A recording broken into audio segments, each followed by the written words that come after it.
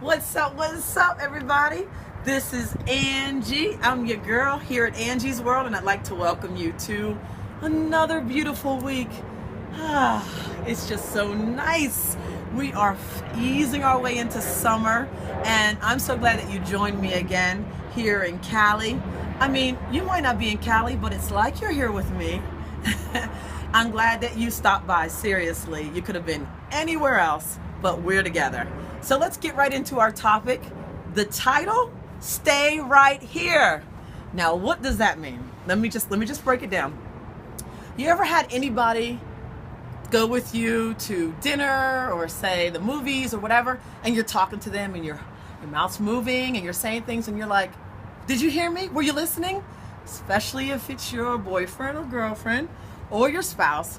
And then you realize something. You start to get upset because you realize that they weren't connecting. They weren't with you.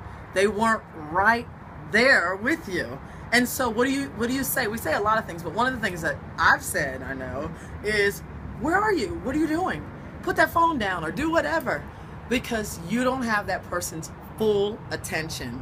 And that's what the topic is about today. We need to make sure that our day has our full attention. I'm guilty of it. I'm going to raise my hands. I'm guilty of it. I'm guilty of, instead of seizing the day, letting the day apprehend me, letting the day totally take over me, letting the day just make me feel like I wanted to run out of that day and get to the next day or the next situation or the next achievement or the next fill in the blank. We have a problem with that, people, and we need to slow ourselves down and stay right here. What's right here, where we are in this day, in this moment of time, whether it be with our families, with our friends, with any connections that we have. You know, we're connected all over the world to people, but we're not always there. That's the problem. And I just want to encourage you, as you're running this race called life, to slow down. I heard one of my favorite speakers say this. He said, every morning, many of us get up and we're like, oh, good Lord, it's morning. Instead of waking up and saying, good morning, Lord. Good morning. We're going to take this day by storm. It's going to be a good day. The first thing usually out of our mouth is like, some kind of grunt of displeasure, because we're not ready for whatever is coming our way that day. But what I'm learning, as I gain some wisdom finally, is that you can't get to tomorrow unless you really take hold of what today is going to give you. You can't grow and learn and love and live unless you stay where you are.